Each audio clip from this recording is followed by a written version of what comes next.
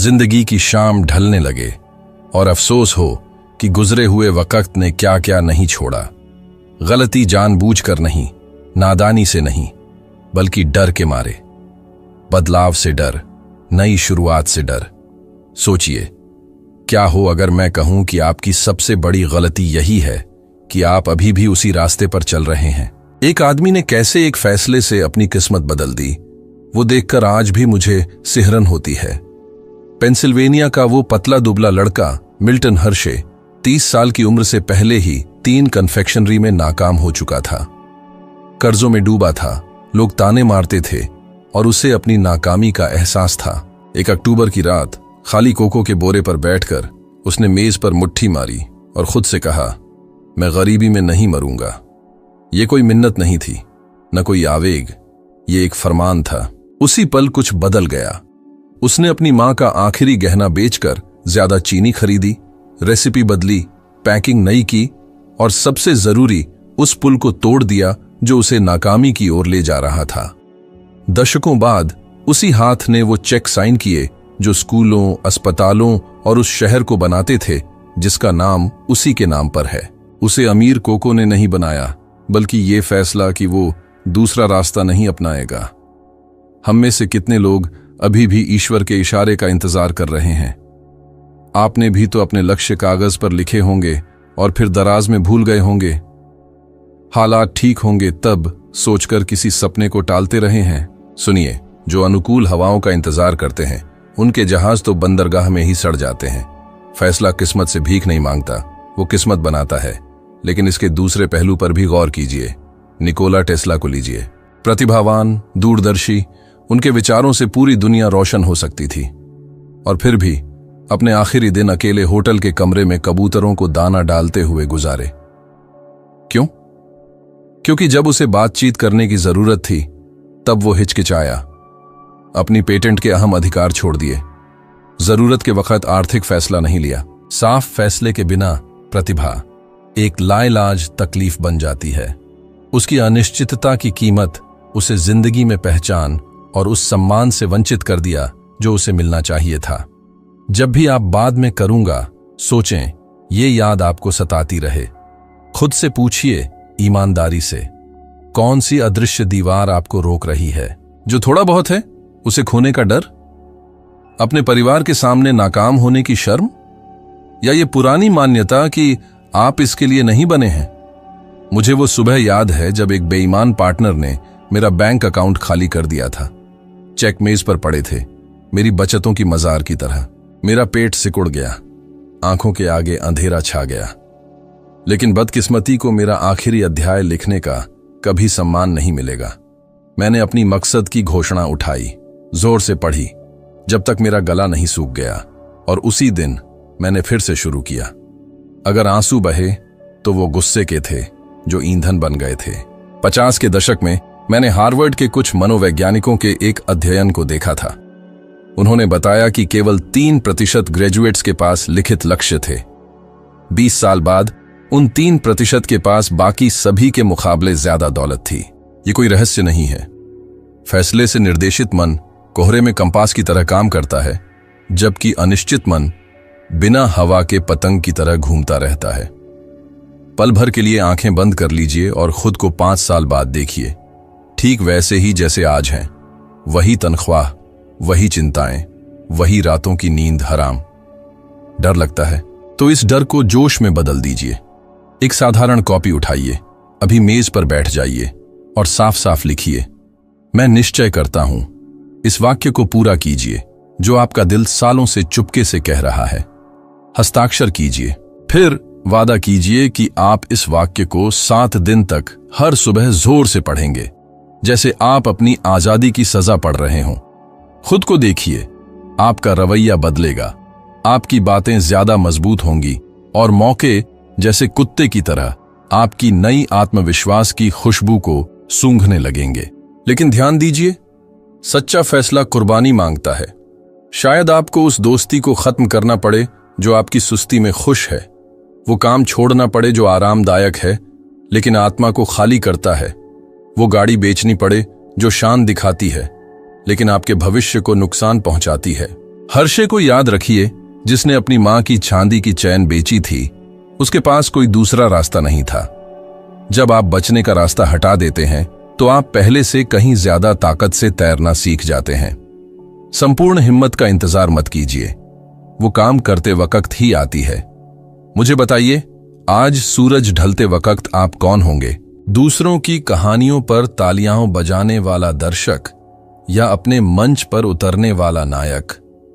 चुनौती हमेशा की तरह आपके सामने है। उठिए, मुट्ठी मारिए, फैसला लीजिए और ब्रह्मांड जैसे आग से ढला हुआ पुराना लोहा आपके नए भाग्य के आकार में ढल जाएगा। किसी भी बड़ी कामयाबी का रास्ता अनिवार्य रूप से गड्ढों, पत्थरों, उबड़ खाबड़ रास्तों और तूफानों से भरा होता है, और फिर भी ज्यादातर लोग इस रास्ते पर ऐसे चलते हैं जैसे उन्हें समतल जमीन की उम्मीद हो। हर कदम पर निशानियां हों और हर मोड़ पर तालियां बजती हों। ऐसा नहीं है, कभी नहीं था। जो दूर तक पहुंचे वो इसलिए पहुंचे क्योंकि दूसरों ने हार माना, लेकिन उन्होंने नहीं माना। उन्होंने वो बोझ उठाया जिससे ज्यादातर लोग घुटनों के बल बैठ जाते, और सबसे जरूरी, उन्होंने अपनी गिरावटों को सीढ़ियां बनाया। लचीलापन कोई कोमल गुण नहीं है, यह अराजकता की आग में तप कर बनता है। विलियम कार्टर भी ऐसे ही थे।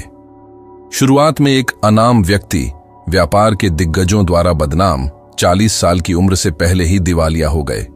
उनके शुरुआती उद्यम रेत के महल की तरह ढह गए, लेकिन उन्होंने क्या किया जो औरों ने नहीं किया? वो वापस आए, रोने या खुद पर तरस खाने के साथ नहीं।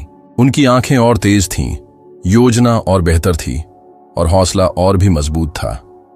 ये कोई संयोग नहीं है कि सालों बाद वही आदमी देश के सबसे बड़े खुदरा विक्रेताओं में से एक का नेतृत्व कर रहा था। ये किस्मत नहीं थी, ये लगातार प्रतिरोध का एक कार्य था। क्या आपने कभी खुद को फिर से शुरू करते हुए देखा है? न केवल जहां से आप रुके थे, बल्कि जहां से आपने सोचा भी नहीं था। क्या आपको वो दर्द महसूस हुआ है जब एक गलती, एक धोखे या जल्दबाजी में लिए गए फैसले से आपने जो बनाया था वो सब टूट गया? मुझे हुआ है। मुझे वो दिन याद है जैसे कल ही की बात हो, जब द लॉ ऑफ ट्रायम्फ की पांडुलिपि को लगातार तीसरी पब्लिशिंग हाउस से रिजेक्ट कर दिया गया था। एक एडिटर ने मुझे देखा और कहा, इस तरह का सकारात्मक रवैया देश के सामने आ रही मुश्किलों के लिए काम नहीं आएगा। मैं उस कमरे से बाहर आया, हाथ में पन्नों का ढेर और सीने में एक बोझ, लेकिन मेरे अंदर कुछ फुसफुसा रहा था, अगर आप अभी रुक गए तो ये सब आपके साथ ही मर जाएगा। तो मैं घर वापस गया, शब्द शब्द पढ़ा और फिर से कोशिश की। चौथी कोशिश में किताब को स्वीकार कर लिया गया और सही हाथों में उसने जिंदगियां बदली। ज्यादातर लोग जो गलती करते हैं वो ये सोचते हैं कि लचीलापन मुस्कुराते रहने में है। ऐसा नहीं है। ये बिना इच्छा के, डर के साथ तब भी जारी रखने में है जब आत्मा आराम मांगती हो। लचीलापन भोला आशावाद नहीं है, यह पुनर्निर्माण की अटूट आस्था है। यह है कि आप खाली बैंक अकाउंट के साथ उठें, लेकिन अपनी आशा को भी उतना ही निराश न होने दें। यह है कि एक स्पष्ट नहीं सुने और फिर भी वहां अपने हां को बेहतर बनाने का निमंत्रण देखें। जिंदगी आपको परखेगी ऐसे वक्त में जो अन्यायपूर्ण, क्रूर लगेंगे, और वो नहीं पूछेगी कि क्या आप तैयार हैं। वो गिरा देगी और फिर देखेगी क्या आप उठते हैं या आपको जमीन पसंद आ गई। ये गिरने के बारे में नहीं है, ये फैसला करने के बारे में है कि आपकी गिरावट अंतिम बिंदु नहीं होगी। ये समझने के बारे में है कि अगर आप चलते रहेंगे तो रास्ता खुद खुलने लगेगा। बहुत से लोग मुझे लिखते हैं, लेकिन हिल इतना आसान नहीं है। मेरे बच्चे हैं, मेरे बिल हैं, मैं थक गया हूं और मुझे इन सब तकलीफों पर शक नहीं है। मैं उन्हें जानता हूं, लेकिन मुझे जो बनाए रखता है वो ये याद रखना है कि हार मानने से बिल गायब नहीं होंगे। ये आपके बच्चों को लड़ना नहीं सिखाएगा और थकावट ठीक नहीं होगी। हां, दृढ़ता ही खेल बदल देती है। ये उदाहरण देकर शिक्षित करती है। ये वहां आग जलाती है जहां केवल अंधेरा था। हर मुसीबत में एक कोडेड सबक छिपा होता है। अगर आप केवल रोते रहेंगे तो आप उससे सीधे गुजर जाएंगे, लेकिन अगर आप विनम्रता से दुख पर झुकेंगे तो वो आपको एक नक्शा दिखाएगा। विलियम कार्टर ने यह समझा था। वो हर नाकामी को एक तकनीकी रिपोर्ट के रूप में देखते थे, विश्लेषण करते थे, निकालते थे, लागू करते थे। उन्होंने कभी एक जैसी गलती 2 बार नहीं की। इस तरह जीत हासिल होती है, पूर्णता से नहीं, निरंतर समायोजन से। कुछ लोग कहते हैं कि जिंदगी अन्यायपूर्ण है, और मैं सहमत हूं, लेकिन मैं ये भी कहता हूं, यह उन लोगों को पुरस्कृत करने के लिए काफी न्यायपूर्ण है जो दृढ़ रहते हैं। और यही राज है, दृढ़ रहना। जब सब कुछ खत्म हो जाए तब भी दृढ़ रहना। जब निराशा आपकी अकेली साथी हो तब भी दृढ़ रहना। जब आपके सबसे अच्छे दोस्त भी कहें कि रुकने का समय आ गया है, तब भी दृढ़ रहना। क्योंकि एक दिन दुनिया उस व्यक्ति के सामने झुक जाती है जो टूटा नहीं, भले ही सब कुछ उसे तोड़ना चाहता हो। मुश्किल के वक्त ये मत पूछिए कि ये मेरे साथ क्यों हो रहा है, पूछिए ये मुझे क्या सिखाने की कोशिश कर रहा है। सवाल बदलने से पीड़ित व्यक्ति दूरदर्शी बन जाते हैं, और यही आपको बनना है। कोई ऐसा व्यक्ति जो दुख को देखता है और उससे उद्देश्य निकालता है। कहते हैं कि सबसे ऊंचे पेड़ वे होते हैं जिन्होंने सबसे तेज हवाओं का सामना किया होता है। आप टूटे नहीं हैं, आप बन रहे हैं। और जब ये सब बीत जाएगा, क्योंकि बीत जाएगा, आप समझेंगे कि जो विनाश लग रहा था वो केवल तराशी थी।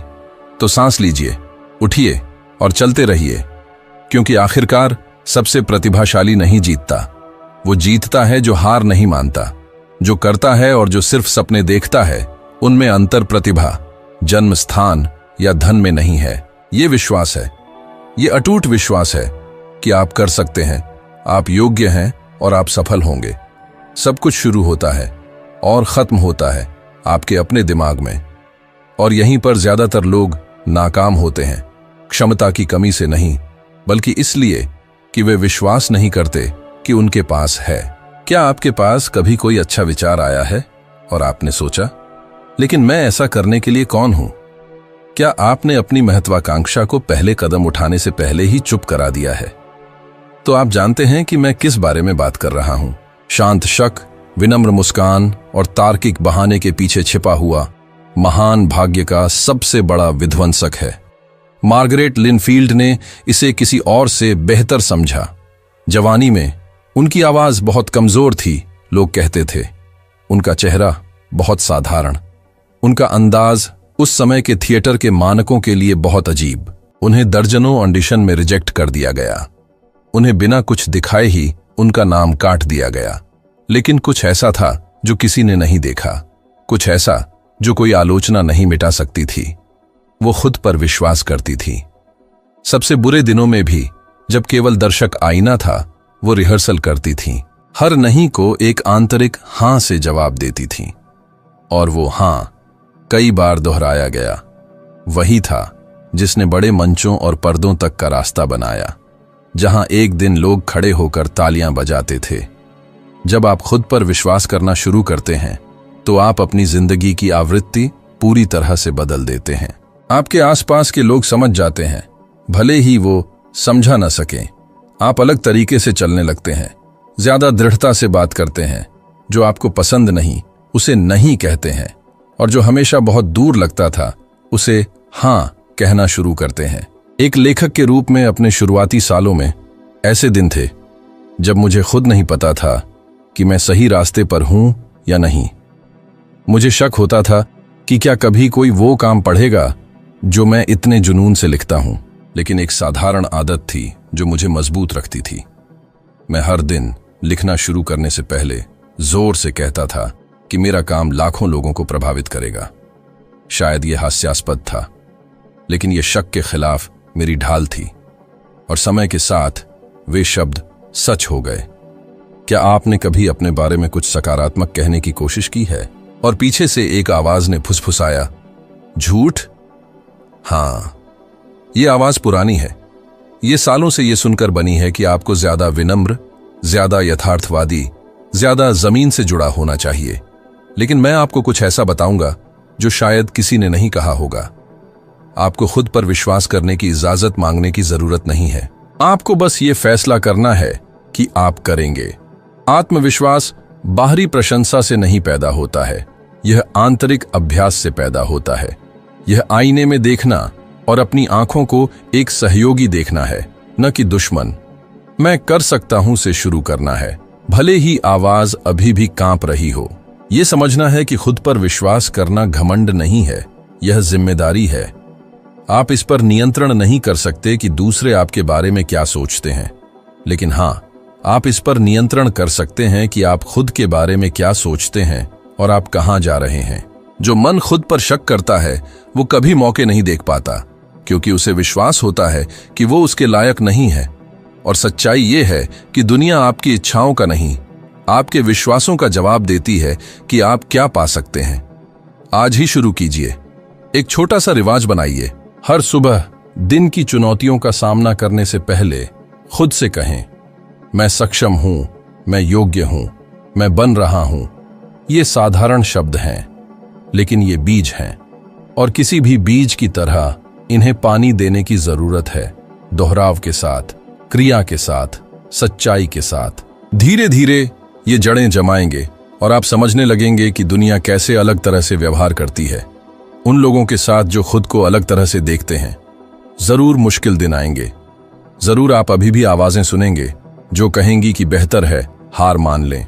लेकिन अगर आपकी अपनी आवाज सबसे जोरदार है, अगर वो लगातार, मजबूत, दृढ़ है, तो कोई बाहरी आलोचना आपको रोक नहीं पाएगी। मार्गरेट लिनफील्ड रातों रात स्टार नहीं बनी। ये पर्दे के पीछे के साल थे, शक के साल, संघर्ष के साल।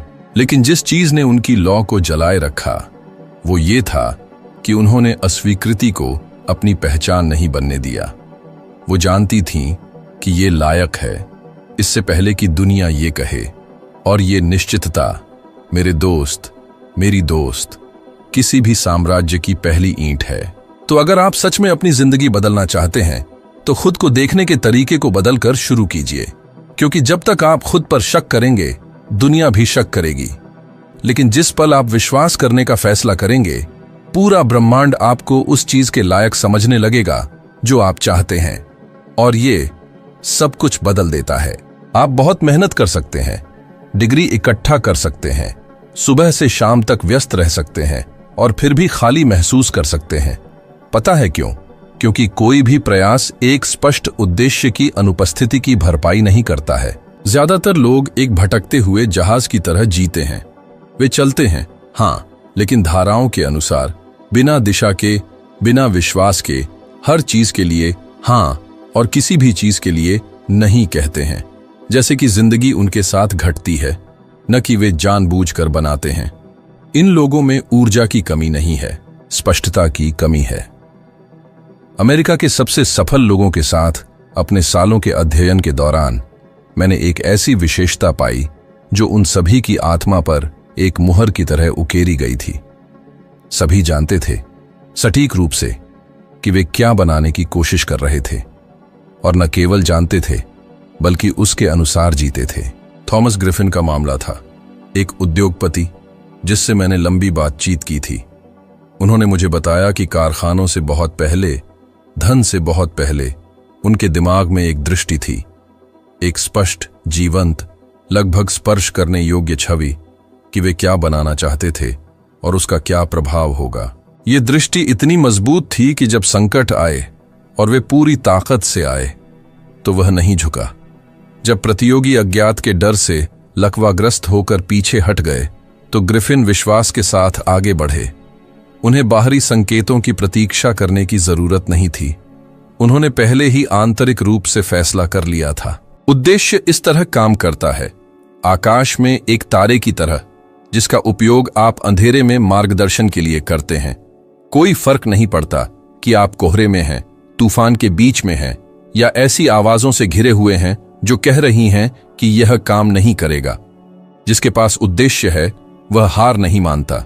जिसके पास उद्देश्य है वह तुरंत सफलता की गारंटी के बिना भी कार्य करता है, क्योंकि ताकत क्षणिक परिणामों में नहीं है, यह उस अर्थ में है जो उन्हें बनाए रखता है।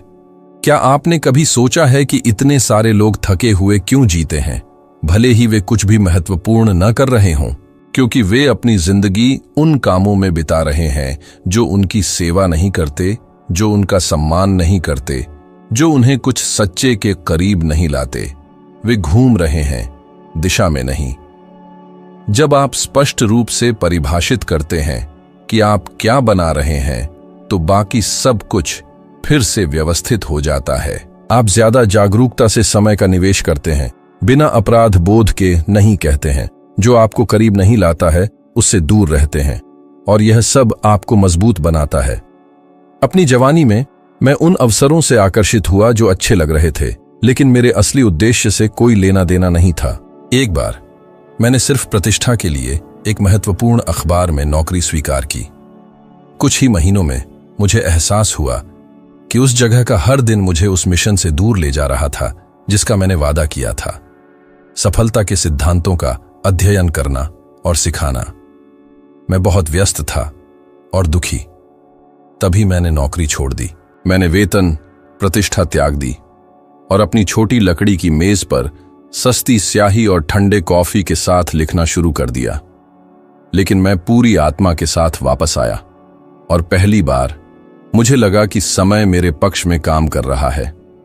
अगर आपने अभी तक अपना उद्देश्य नहीं परिभाषित किया है तो अभी कर लीजिए। इंतजार मत कीजिए कि जिंदगी इसे संयोग से प्रकट करे। उद्देश्य कोई रहस्य नहीं है जिसे आप खोजते हैं, यह एक निर्णय है जो आप लेते हैं। एक कागज लीजिए, बिल्कुल सटीक लिखिए कि आप क्या बनाना चाहते हैं, आप कौन बनना चाहते हैं, और जब आपकी जिंदगी खत्म हो जाएगी तो इसका क्या प्रभाव होगा। इस कागज को हर दिन जोर से पढ़ें। छोटे फैसलों में इसे आपको मार्गदर्शन करने दें। हर अवसर के सामने खुद से पूछें, क्या यह मुझे मेरे उद्देश्य के करीब लाता है या दूर ले जाता है। और ध्यान दीजिए, मैं खुश रहना चाहता हूं या ज्यादा पैसा कमाना चाहता हूं जैसी किसी अस्पष्ट बात की नहीं कर रहा हूं। यह उद्देश्य नहीं है, ये इच्छा है। उद्देश्य कुछ ऐसा है जिसे आप माप सकते हैं, पीछा कर सकते हैं और सुसंगत तरीके से जी सकते हैं। यह तब होता है जब आपकी दैनिक क्रियाएं उस चीज के साथ संरेखित होती हैं जिसे आपने बनाने का फैसला किया है। ग्रिफिन अपने उद्देश्य को नोट करता था और हर दिन उसे दोहराता था। वो इसे कंपास, फिल्टर, अनुशासन के स्रोत के रूप में इस्तेमाल करता था। और आपको भी ऐसा ही करना चाहिए। इसके प्रभाव को कम मत आंकिए। जब आप उद्देश्य के साथ चलते हैं तो दुनिया अलग तरह से प्रतिक्रिया करती है। लोग आपको ज्यादा सम्मान देते हैं, सही मौके आने लगते हैं और बाधाएं भी सहन करना आसान हो जाती है, क्योंकि अब आप जानते हैं कि आप इसका सामना क्यों कर रहे हैं। क्या आपने देखा है कि हजारों कामों में खो जाना कितना आसान है? क्या आपने एक दिन बहुत थक कर पूरा किया है और फिर भी ऐसा महसूस किया है कि आप प्रगति नहीं कर पाए? यह तब होता है जब बिना दिशा के जिया जाता है। एक परिभाषित उद्देश्य इस भावना को समाप्त करता है। यह प्रत्येक क्रिया को एक कदम में बदल देता है, प्रत्येक बलिदान निवेश में, प्रत्येक कठिनाई प्रतिबद्धता का प्रमाण। और जितना ज्यादा आप इस उद्देश्य के साथ संरेखित होंगे, आपकी कहानी उतनी ही ज्यादा अर्थपूर्ण होगी। कोई फर्क नहीं पड़ता कि आपकी उम्र कितनी है, कोई फर्क नहीं पड़ता कि आपने अब तक क्या नहीं किया है। महत्वपूर्ण यह है कि आप आज से क्या बनाने का फैसला करते हैं। उद्देश्य की कोई समाप्ति तिथि नहीं होती, इसके पुनर्जन्म की शक्ति होती है। और यह पुनर्जन्म अब भी शुरू हो सकता है, एक साधारण प्रश्न के साथ, मैं इस दुनिया में क्या करने आया हूं? जब आपका उत्तर आ जाए तो उसे दृढ़ता से अपनाएं, लिखें, घोषित करें और उसे सीने से लगाकर चलें, जैसे आप अंधेरे के बीच में एक जलती हुई मशाल लिए हुए हों। क्योंकि आखिरकार ये इस बात पर नहीं है कि आपने कितना हासिल किया, बल्कि इस बात पर है कि आपने शुरू करने के कारण से कितना संरेखित होकर जिया। और यह सुसंगतता, यही महान लोगों की पहचान है।